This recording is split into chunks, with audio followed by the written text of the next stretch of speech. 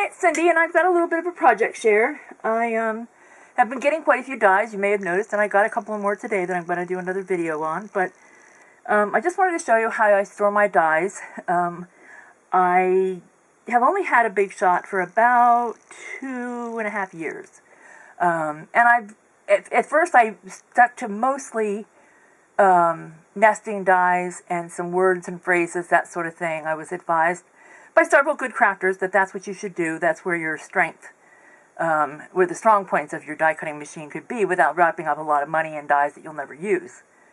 But after I discovered buying dies from China, I started buying more dies, and I get good bargains on resale sites and things like that. I've done, bought some D-stashes, and I bought, I've just gotten some good bargains along the way. I'm pretty choosy about that. I've got to feel like I'm getting a bargain or I don't buy a die. And I do have a few, maybe a dozen or so, Stampin' die sets. I've even gotten a few of those from China, and I've been quite happy with them, as you might have seen in the video I did yesterday. But anyway, when I started accumulating dies, I decided to build myself a box. I love to build boxes. I build boxes for everything and organizers for everything. I'm just built that way, I guess. My dad was a builder. He used to build homes, and he was a civic engineer. He studied engineering in the Army during World War II. And so, yeah, it just sort of, I get that from him, I guess. I was always hanging around him when he'd build, and so I like to build. So I figured out what I needed, and I made the compartments. I'm going to tip this up. I just made it from chipboard, a 12-inch piece of chipboard that I cut. Actually, this panel, the back panel, and the bottom panel were one sheet of chipboard. And then I used one more to make the side panels, which are jigged out here for the dividers that I use that go across this way, more 12-inch panels. And then I divided this middle section in the middle, and in the front section I divided it into 3 pieces because I knew I had a lot of these small cottage cut dies and Lawn Fawn dies, and I had collected a bunch of these Jelly Bean Soup Stampin' die sets, and I wanted to put them separately because they were a nice little bundle. So that's what I've done. And then I finally, this is my only big die. I just got that. It's a little peekaboo window die that I love. And so I just jammed that back there with my stamps and dies.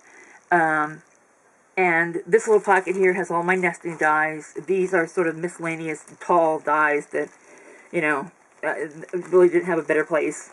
And these are mostly Lawn Fawn, but a few of my taller miscellaneous sets.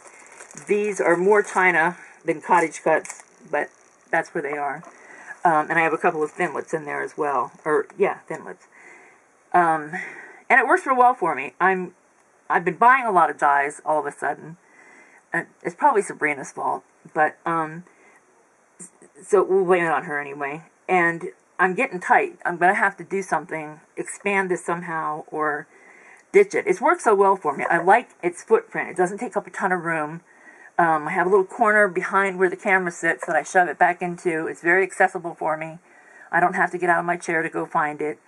And yet it's out of the way when I need to use my craft space. So I'm happy with how that's working. I don't know quite what I'm going to do. Maybe I'll have to think about purging some dies. I don't know. We'll see. But anyway, I just wanted to share that with you. It was a very easy project for me. I do a lot of this kind of thing, so I think sort of spatially like this. And, I just use a lot of the structure strips or construction strips or whatever people call them. Some people call them, I've heard various names for them. I just a 1-inch strip that I score down the middle, put double-sided tape on either side, 1/4-inch double-sided tape on the other side, and use it to hold a corner together, or the sides and the bottom. But I also reinforce that with glue. Then I put panels like this. See, the structure strip would go down a 1/2 inch on either side. Then I put a panel like this, a pattern paper, to cover up the rough chipboard, just to pretty it up. I like pretty paper on my boxes. Sabrina says, my name is Sabrina, and I like pretty paper. I do too. I do too. And I like my boxes to be pretty. So that's what I do with this. So I just want to share it with you. I'm going to be back in a few minutes with another haul video. I got a couple more dies from China, and I got a small resale collection in the mail today, and I wanted to share that with you. So I'll be back.